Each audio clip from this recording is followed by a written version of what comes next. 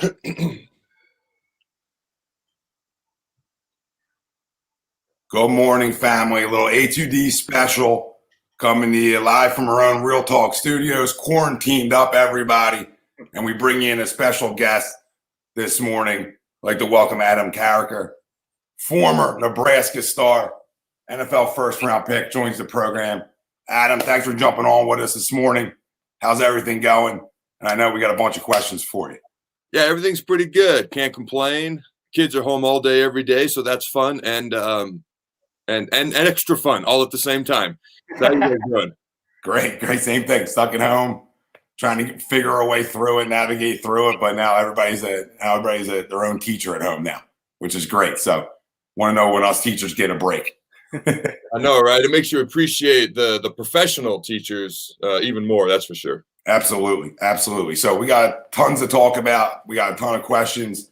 I'll lead us off with our questions because I think it's probably one of the most important topics everybody's talking about, and we'll tie it into not only college football but the NFL. Do you think the NFL will consider doing something like Major League Baseball is doing with the coronavirus situation and only have games in like selected cities if it comes down to that? Think it's even doable? I think they can. I think they might consider it. But if you're doing it in select cities, you're still exposing people. You're still going to have negative blowback. You're still going to have people who won't be a fan of it. I live with the one right now who would not be very crazy about that. So I think it's going to kind of be an all or nothing situation. It's either going to be, hey, we're going to play football or we're not, or we're going to push it back to these months, or we're going to try to work it out this way. I'd be surprised if they just have it in certain cities because you're still exposing people. And even if people there, have not really been exposed, all it takes is one person. You got a stadium full of people, and now it spreads from there. Okay, so for me, I think it's going to be kind of all or nothing. I agree. I mean, sort of what South Korea trying to come back playing baseball. I believe in the next week and a half, they're attempting to come back. And the big thing is, well, if one guy gets tests positive, now they're on another 2-week stretch where they have to wait and quarantine again. So I think it's going to be extremely hard for any sport right this second. I mean, even looking at June to come back. I mean, I think NFL, college football, a little ways away, so in a little better situation. But I want to tie that right into college football. I know on Carriker, I messed that one up. Carriker Chronicles. That's a tough one. You got to say that one a couple of times. That was say a couple of times, message you up. But college football being pushed back. What are some solutions you think the NCAA has for maybe an abbreviated season if that does come to fruition? Yeah, so some of the solutions I've seen and I've talked about is they could, if they're not able to start on time, they could potentially push it back to October or November as a start date, and then they could finish in the spring. And of all the potential altered options that I saw, that was the one I thought was the most reasonable, the one I liked the best for a couple of reasons. Number one, if you end the season, let's say early February, mid-February, even early March, right as March Madness should be getting going like normal, you don't really have a whole lot of crossover. I mean, baseball's starting up, but people aren't really ramped up into it just yet. You're kind of mimicking the NFL season, so people are still, obviously, you don't want to compete with the NFL. And I know they have playoff games on Saturdays during that point in the season. But people are still in football mode. You're not going to get as much crossovers if you have to move it all the way back to the spring, which is also another option. And then one of the other options is just to shorten it, to play 8-9 games, just the conference games, get rid of the non-conference games. And honestly, it's an option. It allows you to have some football, but it presents the most amount of complications. All right, number one, anytime you're not playing a full schedule, people aren't making as much money. College football is ultimately a business. All right. Also, how does it work for teams that are not in a conference, a Notre Dame, an Army, a Navy? How's it going to work for them? Actually, I do believe Navy is in the AAC now, but teams that are not in a conference, how's that going to work? There's not even enough of them to play a full schedule, even if it is only 8 or 9 games. And so there's different things that complicate this. And the 8 or 9 game schedule is the most difficult one. I like just moving it back. If you have to go to spring, that's an option. At least you have football. XFL won't be happy, but at least you have football in that case. I do think if they moved it to October and November, I don't think it's going to be as drastically impacted as people think, just because of that month that you have in between the regular season and the bowl games. You could easily shorten that to a couple of weeks, and it wouldn't be a whole lot of difference. I think the last resort would be if they had to move it to spring. And this is the only time I think they'd actually consider the 8 or 9 game schedule. Like, things are just not going good, not the way we want. So they push it to spring. and they end up playing 8 or 9 games in spring just to get something in. Other than that, I think they're going to do everything they can to get a full season in, even if that means pushing it back to spring if they have to. Yeah, I agree. And I think for all major sports and even the NCAA, I mean, it's like you said perfectly. It's about money. It's big business, and they're not in the business of losing money. And that's why you see Major League Baseball right now semi-scrambling to say, hey, we can get going in June. We can go down to Arizona. It's not as an affected area as other places in the country. We can get rolling. We can quarantine our players, A, B, C, and D. And, I still think it's a stretch a little bit. Like you said, I think it's a stretch to get going, let's say June. But I think for college football, that's another smart move. But then they didn't even think about the likes of Notre Dame, what that would do for non-conference teams on how that would affect them. So a lot of stuff that I'm glad it's not my decision, put it like that. I'm glad I'm not the guy that have to make this decision on when things get started, because you're right. One person tests positive, sort of everything's restarting again. Yeah, it's a tough situation. And even whenever we do decide, hey, kids can go back to school, which probably won't be until the fall, you're going to have people who are wary. You're going to have people who are leery. I mean, I'm a D lineman. I've never given a crap about being dirty or muddy or any of that stuff. Now I went to the grocery store. It's the only time I leave my house now. All right. And I come home with groceries yesterday. I'm wiping down the bags. I'm wiping down my hands. I've become a germaphobe, but it's necessary right now in these times. And I've been that guy that I couldn't have cared less in the past. So it's going to be interesting. And I think for me, if it could be July 1st, and I even think that's a bit early, but that would give strength coaches 3 to 4 weeks to work with their players. And then most camps start the end of July, early August for NFL, for college football. Then you could have a 3 to 4 week preseason, which is still shortened for the NFL because it's normally 5 weeks, but that's enough time to get in shape to practice. It's enough time to practice. And then hopefully the season starts on time. For me, July 1st would have me ecstatic if we could come back then. And that's going to be somebody's tough call, like you mentioned. Yeah. I'm glad I'm not the only one wiping down bags. I just had to clear that up. I hope my wife can go back and listen to this. I'm not the only guy going semi crazy right now, but like I always said to her, I've never been a guy who talks about pandemics or diseases, and now I feel like I'm a CDC official. It's gotten to that. It's gotten to that point. It's crazy. Steve, you got one on deck?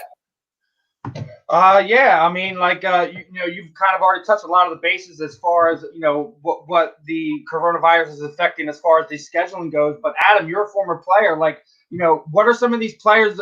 How is this affecting them? As most of these guys are at this point in time normally getting their bodies ready for the OTAs, getting everything situated to get ready for that long haul of the season.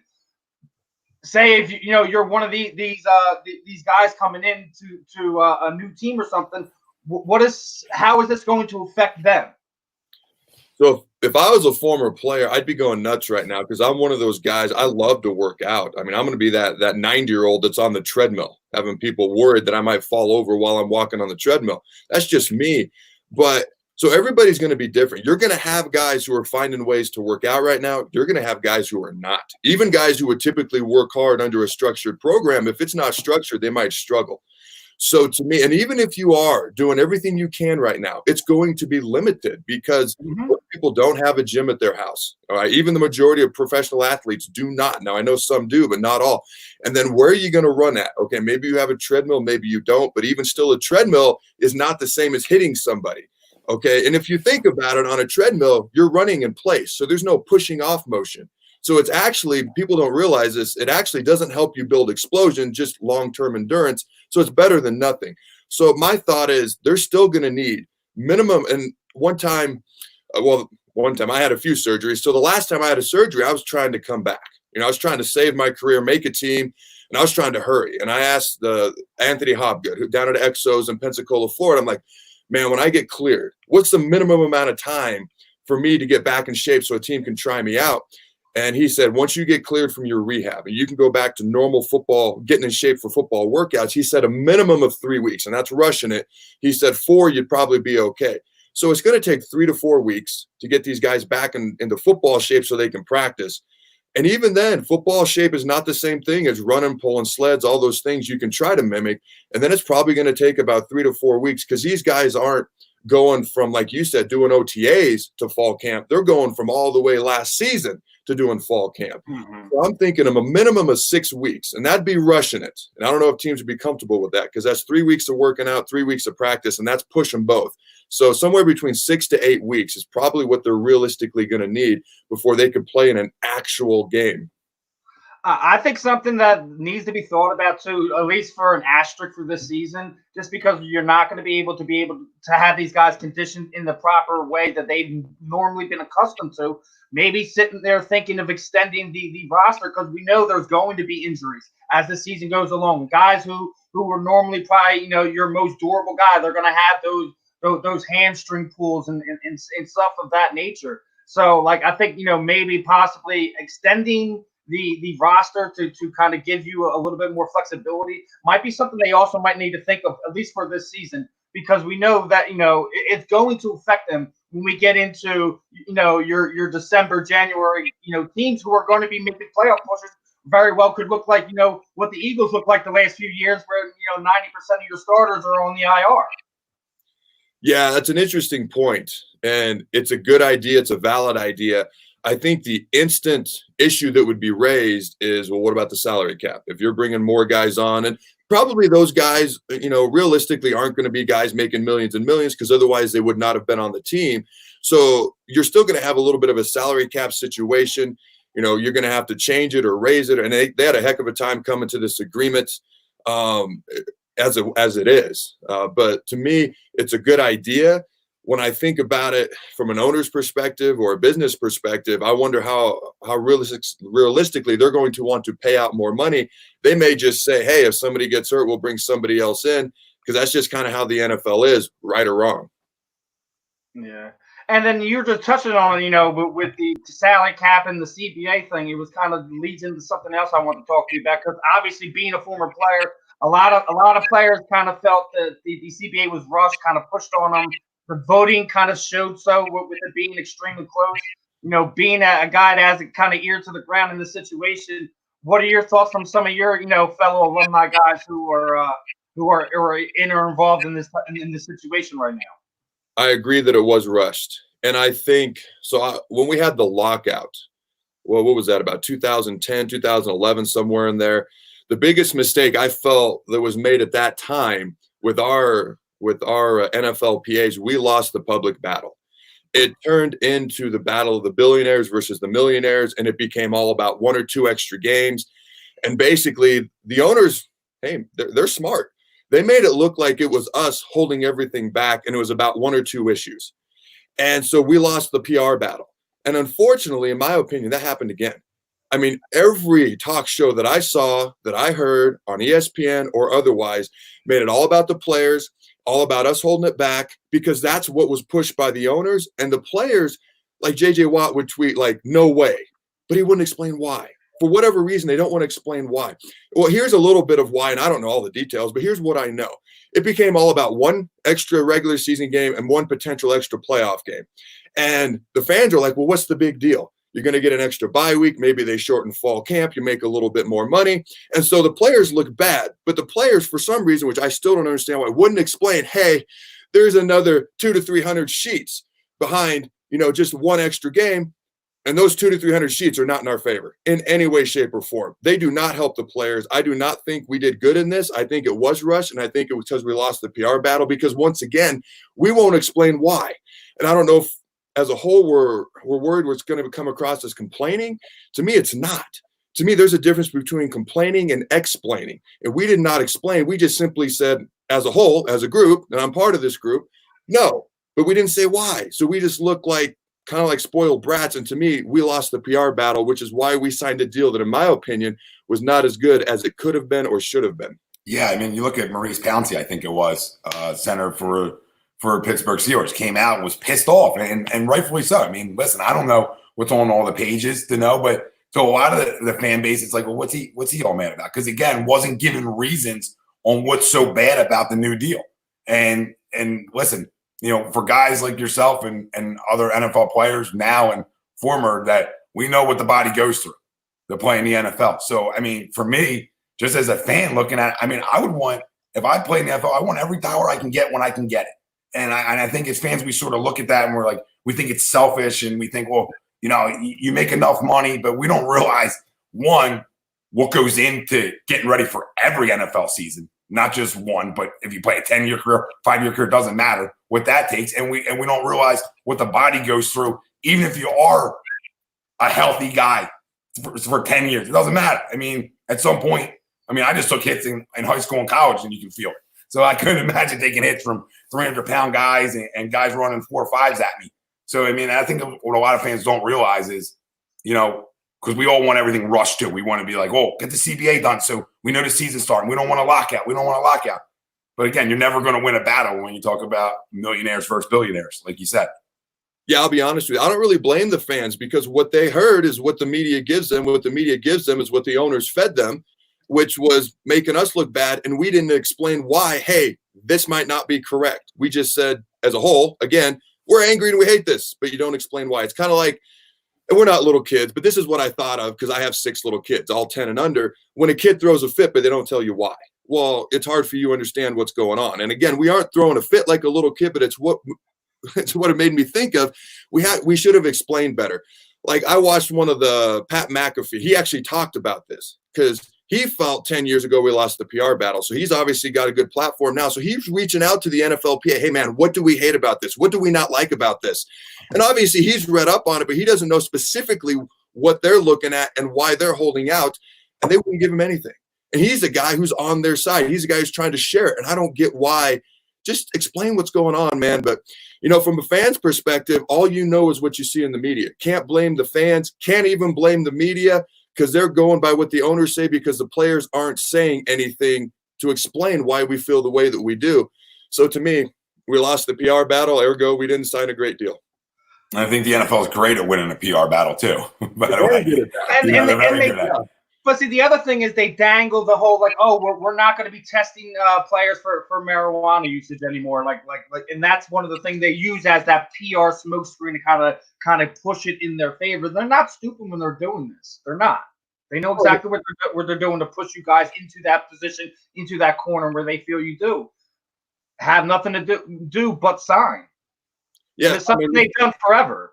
Yeah, let's be honest. They're not billionaires because they fell out of mama's womb into a billion. Well, some of them might have, but most of them, very smart guys. You know what I mean? So give them credit on their end. I'm hoping the next time the CBA comes up, maybe we're a little bit smarter on our end. I just think it's one of those situations. I think it was because guys might have been worried about because it was right around the time like the virus was just starting to kind of become a thing, and guys were starting to get worried about what could happen in the future and stuff like that. So I think it was that played a part into it, on top of some of these other things that you're talking about, like things that weren't really kind of explained on this, that, and the third. But man, it's one of these things where I think as a whole, the players themselves not just have to come together and say, hey, when the collective bargaining comes up again, we have to come together as a whole. And I say this about MMA all the time. They don't have a union because they don't have fighters that want to stick together.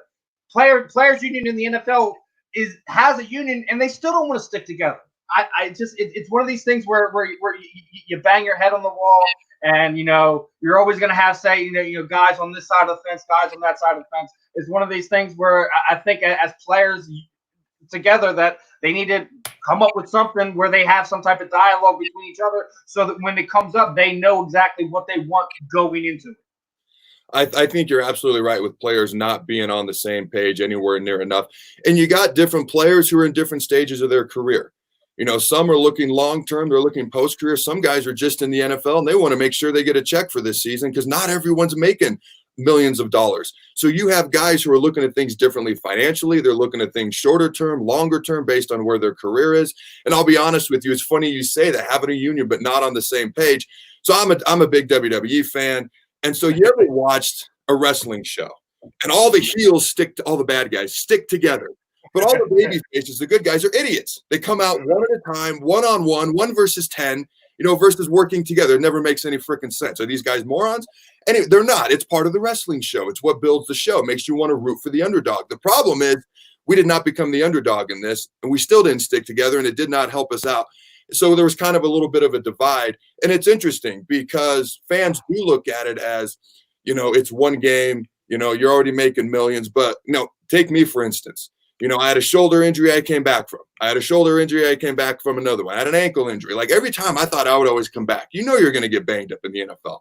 The injury rate is 100%. It is. I hurt my knee. All right. I'm coming back from that. A month later, literally the trainer at the Redskins says, "Hey, Adam, you're ahead of schedule." I've heard this 3 other times before. 2 days later, in the middle of rehab, I tear my quad tendon again. Coming back from the same major injury twice in 1 month, man, that was Everest times 3. And I just wasn't able to do it. And for me, I had just signed a contract. I thought I was going to play for another 4 or 5 years, try to get a third contract. All of a sudden, it was a wrap.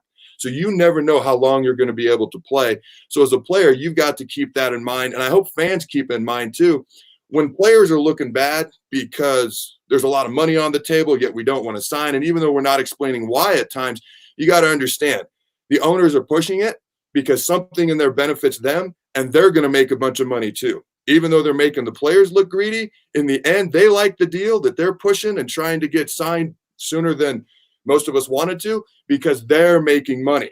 But I think fans forget about that sometimes. It's only the players making money. Well, there's 32 owners, and they get a bigger cut than all the players do. And there's a lot more players. So keep that in mind too.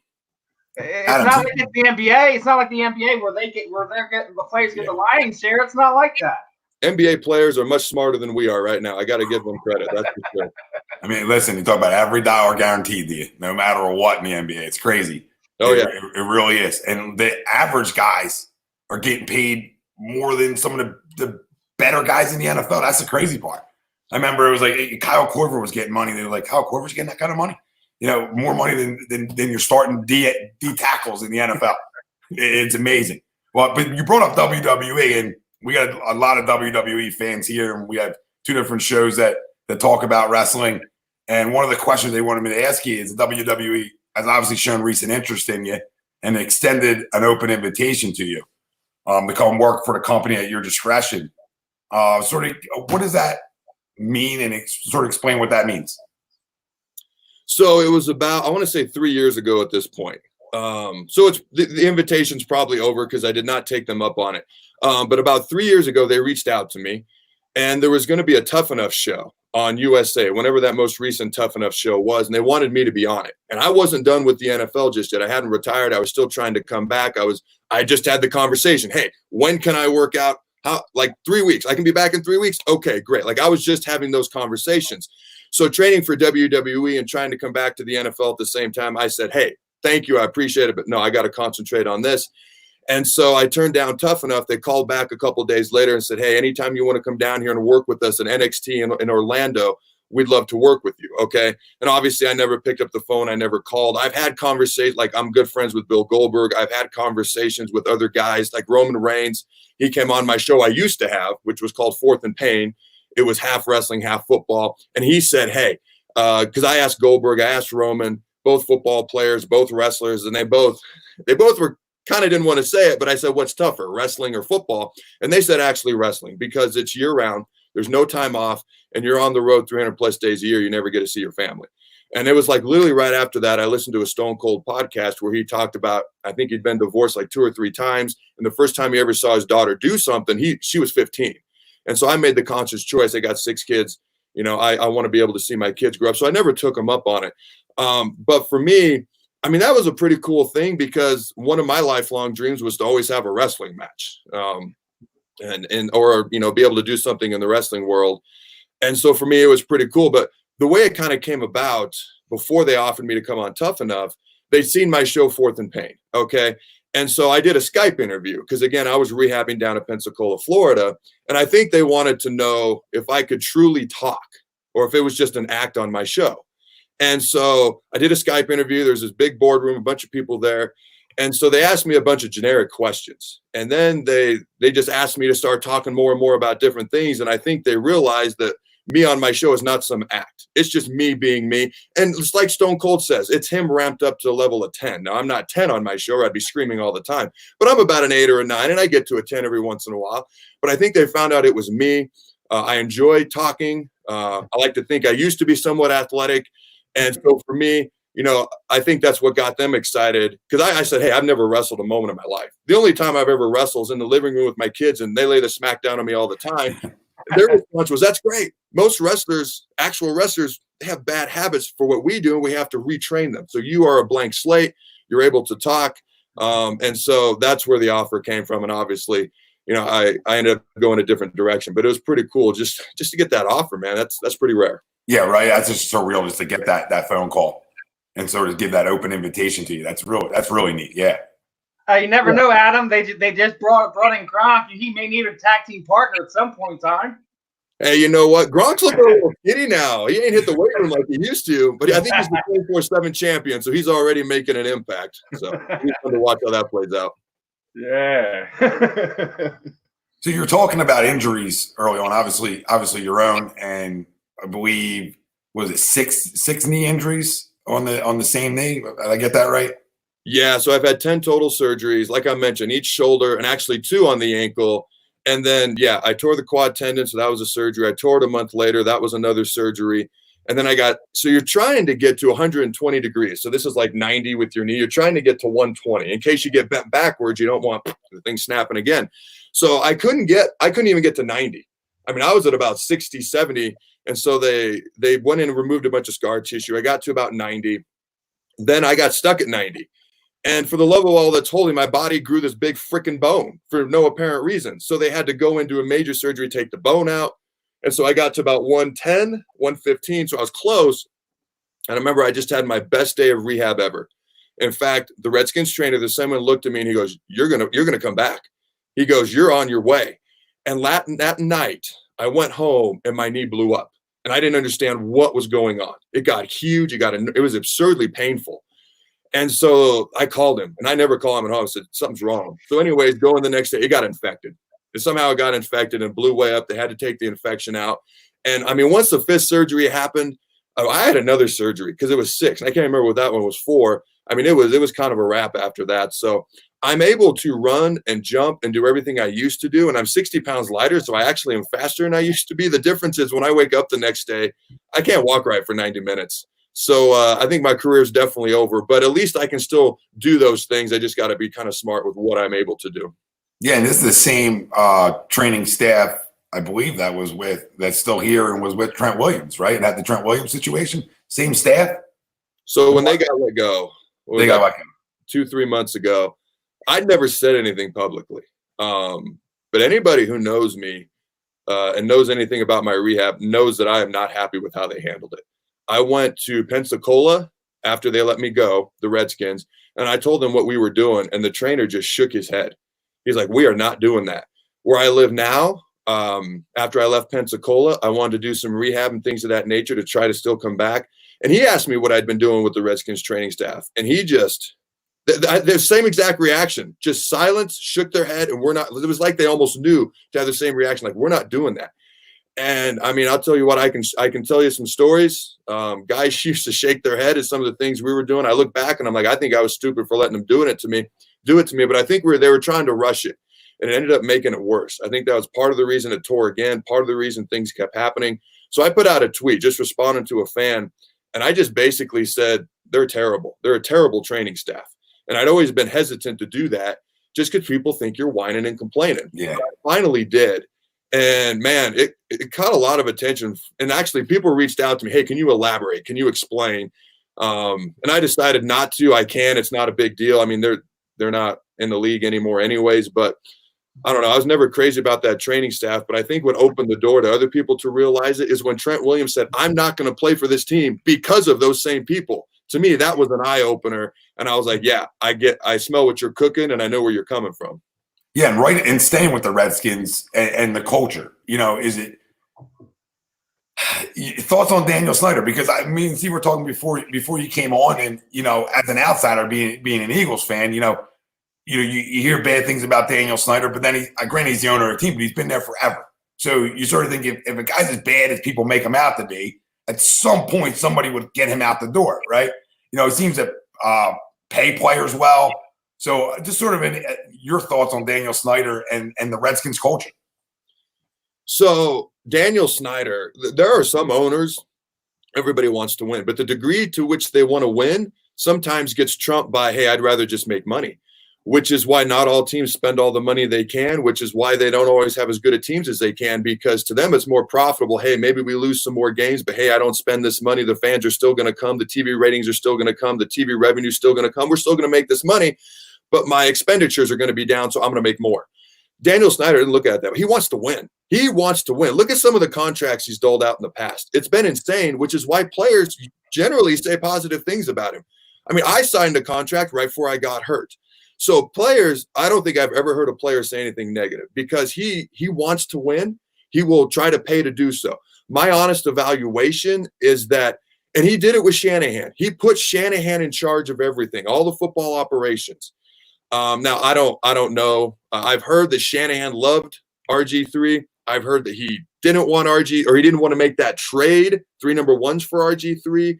And so I've heard that after that, Daniel Snyder kind of stepped in a little bit more and more and did some things and kind of took some things away because maybe there was a little bit of a disagreement there and maybe a little friction happened. Again, I don't know all the specifics to that. I'm not going to pretend I do, but based on the little information I've heard here and there, and ultimately Snyder couldn't help himself and kind of stepped back in. And obviously that didn't go so phenomenally. My thing is he wants to win. He's willing to spend the money. He just needs to bring someone in who knows what they're doing. I know they just let go. I believe they just let go of Bruce Allen as well. And so for me, he needs to put someone in charge. And obviously he's the owner. Hey, man, it hasn't really worked in 20 plus years. Put someone else in charge or some other people in charge and maybe actually try to step back. But it's like he can't help himself. He's like a kid with so many toys. He has to play with them. He can't leave it up to somebody else. And so players like him because of that, but I think the lack of success to the extent that Redskins fans would like to see is also because of that. All right, spot on. And that's sort of how I perceived him too. I mean, he always gives guys big money. He's willing to pay guys. He's willing to go all in. You know, it was back in the day a little bit with the Bruce Smith and the Dion at the end. You know, he's just overpaying old guys, but at the end of the day, he was trying to win. And you know, Josh Norman contract, trying to win. You know, I think Ron Rivera is a great hire for the Redskins. You know, as an Eagles fan, I mean, all 3 teams in this division got better head coaches over the offseason. So I think this division's definitely on its way up. And, a great hire for them. Now, can he stay out of it and let sort of Ron do what Ron's been doing for a long time and win football games? Yeah, that's the big question. His track record, the best indicator of what you're going to do in the future is what you've done in the past. And his track record, you know, he almost can't help himself. And you got to keep in mind, I came in during the whole Albert Haynesworth thing. They were going from he had just signed the $100 million contract. They were going from the 4-3 to the 3-4. So I was there during all of that. Then Robert came in, and year 1 was phenomenal. You know, he sets the league on fire. Then going into year 2, he hurts his knee. He's trying to get back for game 1. You've got all these slogans and commercials and things of that nature. And Robert was a young guy. Shanahan and him obviously didn't get along the best, which was why Shanahan ultimately got let go. And then obviously it didn't work out. So I was there for a lot of, shall we say, not boring times. I'm hoping, though, because they're still the team I watch the most and root for the most. I watch and I root for the Rams, but they're in LA. I played with them when they were in St. Louis. Everybody's different, from the trainer to the equipment guy. There's literally one guy in the organization that's still the same. And actually it's Leroy Glover, who I played next to, and he's the guy who helps the rookies get acclimated. But they're so different. It's just not the same team for me. So I'm rooting for the Redskins. And I think Ron Rivera is a great hire. I just hope they let him do his thing. I completely agree. I mean, that defensive line is in good shape moving forward too. Young, physical, and promising. You stay in the SEC, keep drafting the SEC. It seems like they're working out there. But I think he comes in with a good defense on the other side of the football. A solid defense. Still needs some upgrades, but a solid defense. Yeah, they got a lot of number ones up front. And then if they bring in Chase Young, you could have Carriker on one side, Chase Young on the other side. I mean, they could be getting after the quarterback. They could be tough to move up front. That front seven could be potentially one of the best in the NFL. So I'm curious to see what they do. I'd be surprised if they trade. I mean, Chase Young, there aren't many players you're going to get like him in a draft. So unless somebody's going to give you 3 number ones, I don't think they're going to trade that pick. Yeah, I think they'd be dumb too. I mean, stay put. Draft the best player on the board, and you win up front in this league. I think more teams are trying to copycat that recipe of success from the Eagles, from what you saw from the Niners, and I think more and more teams are trying to do that. So go draft. I mean, I don't want him drafting him. I'd rather him pass. Can they trade back? But he's going to be the guy that I would take if I was them. I mean, you look at what Nick Bosa did for the 49ers. I mean, I could argue that they don't make the Super Bowl without him, and they were a really good team. So, I mean, he had a heck of an impact right off the bat. I think Chase Young could come in and do the same exact thing. And you look at Chase Young's numbers from a year ago, I mean, he was suspended 2 games. So you wonder what more he could have done if he had those 2 additional games. So, I mean, he's a heck of a player, heck of an athlete, a dominant player. He doesn't have a whole lot of holes. Nobody's flawless. But to me, he's the easy, obvious choice at number 2 for them. The only way I'd consider it is if somebody offered me 3 number 1s. Then my ears would open, but it would have to be, which team is it? Where are you in the draft order and things of that nature? But yeah, to me, you have to see Chase Young every year too. But yeah, another NFC team. I got one more for you. I'm going to skip. I had some other ones that were going, but this one, I think being here in Philly, and a lot of people want to hear this. Just some of your experiences as an opposing player coming into Lincoln Financial Field. Oh, man. Eagles fans are rowdy. They are rowdy. They are loud. They are passionate. So anytime I'm playing on the road, the louder it is, the more I enjoy it. Okay. And most players enjoy playing at home more for obvious reasons, but some players enjoy playing on the road just as much, if not more. For me, I wouldn't say more, but I would say just as much, because when a crowd goes quiet, that's supposed to be loud. Oh, that sound is deafening in a great way. So for me, the Seattle Seahawks, that field is crazy loud. The Kansas City Chiefs, and actually when I was with the Rams playing at the Redskins, that was pretty loud. And then the Eagles. Those were the 4 loudest NFL stadiums I ever played in. And I always look forward to playing in front of the Eagles fans because they are a little extra rowdy. The Raiders fans aren't quite as loud. I would say they're a little bit more angry because that's another group that kind of sticks out to me a little bit. But the Eagles are kind of a mix of passionate and loud, whereas like the Raiders, I would say just more passionate. And they can be loud if they're upset. But the Eagles was definitely fun to play in front of that stadium. You just made a ton of friends here with that one. I'll have one more for you at the end. Go ahead, Steve. I mean, just following up on some of the draft stuff, you have a lot of people wondering, with them being so high up in the draft, and there's some quality prospects up there with the changeover at coaching. Is there a chance that they move on from Haskins and go with a quarterback and maybe use a trade to get back into either a late round or second round to make some other moves? It's just some questions you're hearing from people, rumblings that maybe Haskins is out even after one season. Yeah, there's all sorts of rumblings, and you never know what's true. And I think the biggest question mark is anytime you bring in a new coaching staff, they're going to look at him as, well, that's not my guy. Do I want him to be my guy, or do I want to bring in my guy? And that's always the question. And so the big speculation, would they take Tua at number 2? And I think if Tua hadn't had the 4 surgeries and the injuries the way he's had, I think he's a number 2 overall pick if you want, and if you have a need. But with the risk, man, there's just a lot of risk right there. So that, like you said, they'd have to move back, or they could take another quarterback in the draft as well. For me, you've got a guy who was a number 1 pick. You don't have to spend a number 1 pick. So why don't you just hold on to that number 1 pick because you already spent it, and why don't you just go get Chase Young? All right. And then if Dwayne doesn't work out, and it's hard to tell off a rookie season. I mean, look at how bad John Elway was his rookie year, or Peyton Manning, and then look at the rest of their career, And obviously quarterbacks tend to have more success early on now than they used to, back like they were back in the 90s. It used to be a rough rookie year. They just wouldn't even play. So for me, I'd give Dwayne a chance. I mean, he's a talented guy. The fact that they fell to him at 15 a year ago surprised a lot of people. So to me, I would give Dwayne at least another year, and I'd take the best player in the entire draft who's going to fall to you at number 2. Although Joe Burrow, man, what he did last year was absurd, and the competition he did it against was absurd. The only question is, it was 1 year. Not that he was bad the year before, but there was such a dramatic leap.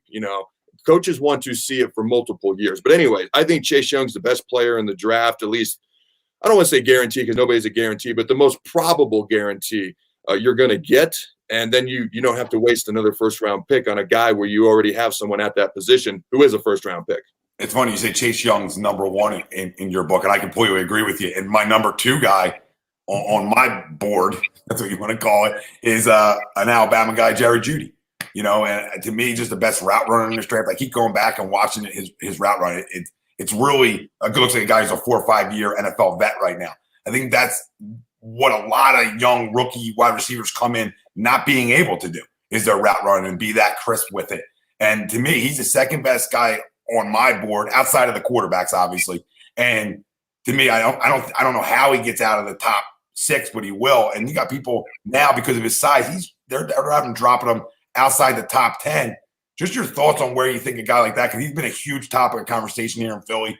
Either trade up for him, or will he be there at 21? Can you get him at 15? Just your thoughts on Jerry Jeudy and, potentially dropping outside the top 10. I mean, he was a guy who was highly recruited out of high school. He's a guy who's very fast, very athletic. But sometimes guys like that, to your point, almost get a little lazy with their route running because they can get away with it. What's funny about him is not only does he have all the physical tools of a top 10 pick, he's got the route running of a top 10 pick. So to me, I think teams look at receiver a little bit different than they do maybe a pass rusher, because you really need one good pass rusher, if not two. A lot of times when receivers teams go spread formation, you have 3, maybe 4 receivers. So there's maybe a 25% chance he gets the ball. So to me, that downgrades the receiver position just a little bit, because he may not get the ball as much as somebody else. He may not be able to impact the game in a GM's eyes as much as a pass rusher. Like, you look at what Von Miller did. I mean, it was Cam Newton, it was Von Miller, 1-2 in that Super Bowl, and Von Miller was basically the reason they won that game. And you look at the pass rush that the Giants had both times they beat the Patriots. I would argue the Patriots were a better team both times, but the Giants had the better pass rush. So some things are more important than other things. And I'm not saying the wide receiver isn't important, because it obviously is. Look at the impact Jerry Rice had, okay? But he is the greatest of all time. So to me, it's going to depend on a team's needs. It's going to depend on how much they value the wide receiver position. Like, some teams might look at Okudah out of Ohio State and say, hey, he can shut down half a field. That'd be pretty nice to have a guy like that. Or they might look at, his name escapes me, so help me out, the pass rusher, the outside linebacker from Clemson. Do you guys remember his name? Oh, Simmons? Yeah. I mean, his athletic ability is off the charts. He has the potential to be as good as Chase Young. Now, his college numbers weren't quite as ridiculous, but they might look and say, hey, maybe a pass rusher is more important than a wide receiver. Maybe shutting down half the field in a pass game like Deion used to do. And I'm not saying Okudah's going to be Deion, but if you look at him in college, he was pretty good. They might value that more than a receiver, but it depends on the team. Completely agree. That's why, we've been talking, and I said, listen, I could see no wide receiver get taken until past 10, because teams value winning up front. They know how you win in this league. The proof's in all the pudding. When you look here in Philadelphia, we won a Super Bowl because we had one of the best offensive lines in football that year, and one of the best, I always called it front eights in football, because it was 2 rotating lines that came in and kept guys like Fletcher Cox fresh the entire year, Brandon Graham fresh, and I think teams see a recipe for success that way. Yeah, there's no doubt about it. To me, there are certain positions. I always make the joke, quarterback's the second most important position on the field, right behind defensive end. But to me, there are certain positions that they carry a little bit more weight because they have more of an impact. Like, if you're on a baseball team, obviously the pitcher has the priority, or on a hockey team, the goalie. Now, those are extreme examples. But to me, I think you look at the running back position. I mean, very few running backs get taken in the first round anymore. I mean, a lot of guys who could be easily first-round picks drop to the second round just because teams like to use multiple backs for multiple plays and multiple formations. So to me, Ezekiel Elliott, McCaffrey out of Stanford, who went to Carolina, who had a great year last year, those guys are not as common anymore. They get taken high in the draft. So certain positions are not valued the same as other positions. So true. And then the teams that reach because they draft for need, that's when they get in trouble. Where they reach for that wide receiver, reach for that skill position player, and pass on, a tackle or guard, etc. Yeah, that's the conundrum teams are in, because very rarely does your pick come up and there's a guy who's your highest on your board who's at a position of need. That's the conundrum. Do you take the guy who's highest on your board or the position of need? Because very rarely does that all come together at one when your pick it comes up in the NFL draft. So that's the yearly battle that GMs have to try to figure out and gauge what's more important to them. Steve, you got another one for Adam before we keep him here way too long? We get a bunch of talkers. Get a bunch of talkers in the room and we get rolling. No, you're good. Yeah, one last one. I mean, obviously we're talking about the draft, and Nebraska's your alma mater there. Is there anybody coming out there that people aren't talking about should be keeping their eye on, anything like that? Yeah, so a couple guys that stick out to me. So Lamar Jackson, he's a cornerback for us. He's about 6'1", 6'2". He's tall, he's got length. And most guys who are that tall end up being safeties because typically the shorter you are, the quicker you are. You need to be quicker at corner to handle all those quick, fast receivers, like we've been talking about. But he's able. He's got the hips. He's got the ability to move and change direction. Now, throughout his career, he had some ups and downs. And in fact, 2 years ago when Frost first got here, they benched him. All right, it was the best thing to ever happen to him because we had just had 3 or 4 guys leave the Huskers. Right, they didn't like what was going on. They left. They transferred before 4 games ended because then they could save a red shirt. Lamar said, "I'm going to stay, and I'm going to play better." And he came back and he played better than he had previously his entire career. So he's a guy who's not going to go first or second round, probably, but he has that type of physical ability. And if he can find the consistency he had the last year that he was here, he could be a steal in the draft. Another guy is Muhammad Berry, our middle linebacker. Now, he didn't have quite the senior season. He did his junior year, and I haven't had a chance to speak with him, but he has the potential to be really, really good. All right. I don't know that I would compare him directly to Levante David, who was also underrated coming out of Nebraska. Now he's been one of the best linebackers in the league for the past 7-8 years. I don't know that he's the same exact type of player, but he reminds me of him in the way that he plays and also the fact that he's just so underrated. And one last one, I'm going to let you go. What is it going to take to get them Cornhuskers back in the big bowl games playing for the title? You know, that's what every Husker fan wants. Hey, man, if you know the answer, can you that's what everyone wants to know. You know, hey, man, I'm a Penn State fan, and I'm still trying to wait to see a national championship. So, hey, you know what? I'll be honest with you. And obviously, Penn State's gone through some trials and tribulations, all right, with the whole Sandusky thing. But some Nebraska fans look at Penn State and they're like, man, they all but had the death penalty, and they've already come back, and they've been to Rose Bowls, and they've won Big Ten championships, and we haven't, had anything like that yet. We can't seem to get back there. Why? So that's it's about recruiting. At the end of the day, it's really about who's recruiting and what you can do to bring these kids in. I mean, you're seeing all these movies and these cliches and stuff like that. It really boils down to being able to get those guys in your facility and make them want to be there. A lot of it is about recruiting. Recruiting is number one. I mean, I listened to an interview that Urban Meyer did about 3 months ago. And he said, number one, and by far number one and number two are recruiting in college football. Okay. So I'm a Nebraska guy. I love the state of Nebraska. My heart bleeds Nebraska red. Okay. But I will readily admit, if you're not from Nebraska, you don't see beaches. Okay. You don't see a lot of these things that might entice other players to come. All right. If you're not from there, it's hard to understand just how awesome it is, which is why we try to get people there on game day, because there's nothing like a Husker game day. So recruiting is number one. Now, Nebraska didn't used to win national championships based off recruiting there because we didn't have those top recruiting classes every year. It was about the walk-on program. A lot of the guys that started on those national title teams were walk-ons. There's a plaque right outside the locker room. Or as you walk into the locker room in the hallway, it lists all the Husker great walk-ons. This is not a small plaque. All right, it's so long you can't even show up in your frame, and it's so wide, it's the same thing. Guys who went on to win Super Bowls, be All-Americans, and do all these things, first-round draft picks. It's crazy. All right, so the walk-on program and then Husker Power, the strength and conditioning program. There was a time when we were way ahead of the curve. Everyone kind of caught up a little bit, and now they're trying to get back to being ahead of the curve. So for me, it's a combination of all of those things. All right, and it's funny, Jason Peter, if you go to his account, he just retweeted something. I forget who put it out, but he retweeted it and he talked about it. Basically, they talked about the recruiting class that he came in with. And in it, it says there's nothing special about this class. This class is not as good as some of the recent ones that Osborne has had. Okay. That class went on to be 60-3 and win 3 national titles in 4 years. So sometimes when you're a Nebraska guy, you got to find other ways to have success. Okay. Not that you can't attract top athletes, because there have been some good recruiting classes that came through. Callahan had some great recruiting classes that came through. Look how that turned out. So it's recruiting, and then it's then some when you're at a place like Nebraska, and they're trying to put it all together. And I will say this, I do believe Scott Frost is the right guy. Year one, the first 6 games, I did not think we'd go 0-6. But you look at those last 6 games, won 4 out of 6, the 2 losses, last second field goal, and at Ohio State by 5 points. People were excited, a little too excited. And then last year, I'm not even going to say we stayed even. We didn't. We went backwards. We regressed, and that's the big question. Why? Why did we regress? So that's where all the hesitation is right now for Husker fans.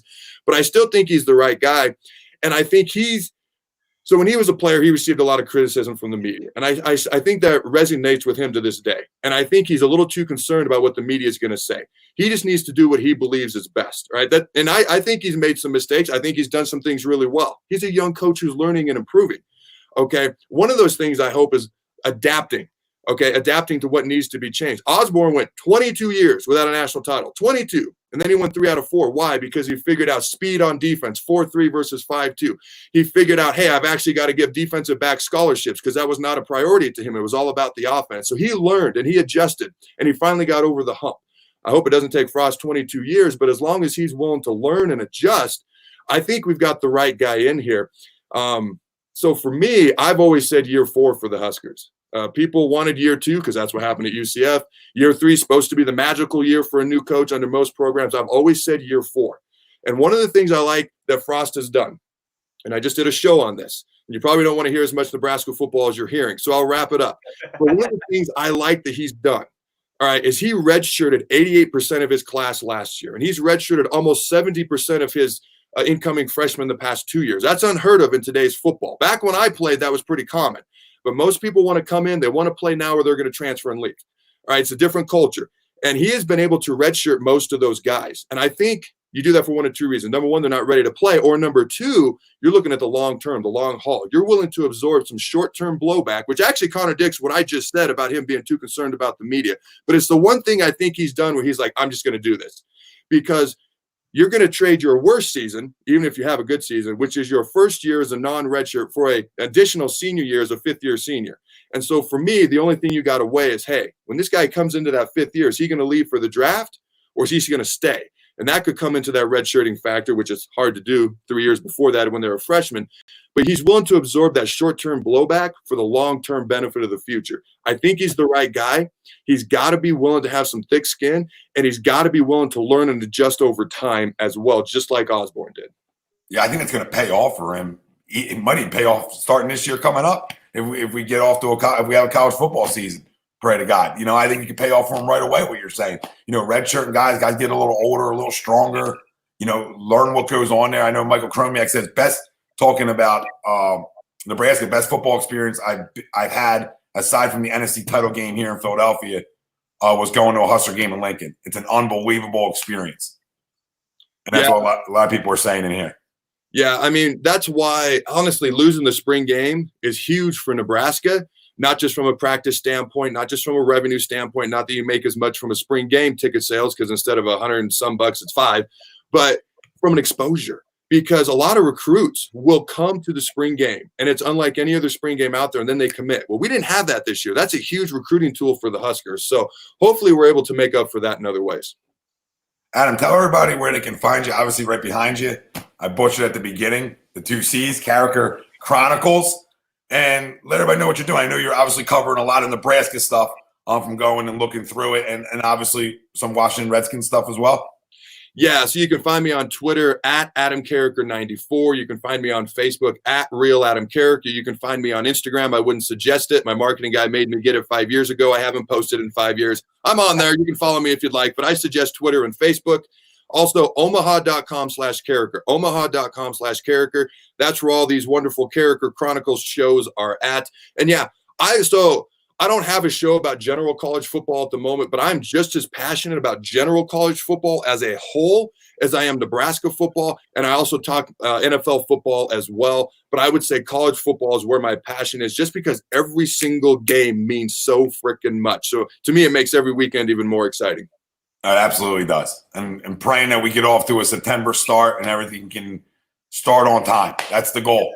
Yeah. Let me ask you guys a question. Yeah, shoot. Are we going to have football this year? And if so, how's it going to play out? Is it going to be delayed, on time, shortened season? What do you guys think? I think we start October. Slightly delayed full season. I could live with October. Like I said earlier, if you start in October versus September, you just get rid of that whole month for bowl games, and you could still end in January if you want, or you could go back to February, which I'm fine with too. Yeah, so I would absolutely take that. Yeah, if you go a little further, that's fine. I think what a lot of these players, like we were talking about, are going to want that extra little time to get the body right again. And especially, we didn't even talk about the guys that are injured that can't be with their physical therapists and other things like that. That's important for a lot of guys too. So I think that they might have a little pushback, two weeks, maybe a month, but October at the worst, I think. I think they're going to need about 6 weeks to prepare. Okay. Now, I broke it apart earlier. I said 3 to 4 weeks for strength and conditioning and 3 to 4 weeks to practice. If you just bunched it all into one and the coaches said, hey, we're going to practice, but it's not going to be as intense. So you can focus on the strength and conditioning early, but we'll still practice. And then you kind of back off on the strength and conditioning. You focus on practice a little bit, kind of like when you get in season. Instead of it taking a total of 8 weeks, you could do 6 weeks. And I think most people would be comfortable with that. Yeah, I agree. And I think they're going to have a season. It just depends on, like we said, when they start and are they trying to limit areas where they play. But I don't even know if that's feasible for the NFL or college football. I think they're just going to play in their spots. If it's fanless, then it's fanless. But at this point, I think all of us will say, hey, we'll take sports back any way you want to give it to us, and we'll go from there. I actually just got a text from a buddy of mine who's a huge Alabama fan. Huge. Oh my gosh. So we're enemies part of the time. But anyways, he sent me this big old long text out of nowhere just about, how he misses sports and how we've taken things for granted and things that we just every day we just assume we're going to be there. Now they're a big deal.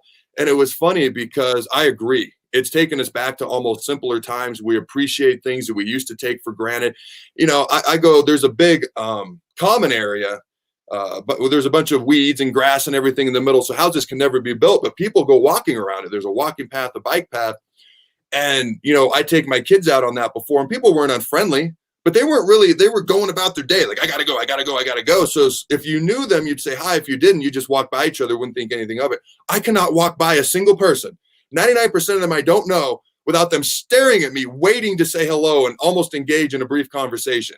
And so it's amazing how different people act because they're appreciative of things that you took for granted before. And I'm no different too. Yeah, exactly. I think we all realize it. It's only been a month. And I think, you're talking about simpler times. Like, hey, you gonna play a board game tonight? You know what I mean? Like, you're stuck in the house and you're doing different things that you usually wouldn't do. But Adam, it was great. Thanks for joining us. Phenomenal insight on a ton of things. For anybody that just joined us right now, you can go back and listen. Obviously on Facebook, Twitter, YouTube, or Periscope, and everywhere you catch your podcast, we're there. Adam, again, Carriker Chronicles is where you can find them. We appreciate you jumping on with us, and hopefully do it again sometime soon. Yeah, thank you guys for having me on. Stay safe and have a great Easter weekend. You too, man. Stay safe. We'll be in touch, man. Definitely looking forward to have you back on again once everything kind of gets situated, and we'll have some more fun. Best interview of all time here right now. Best one of all time. Thanks, Adam. All right, Adam.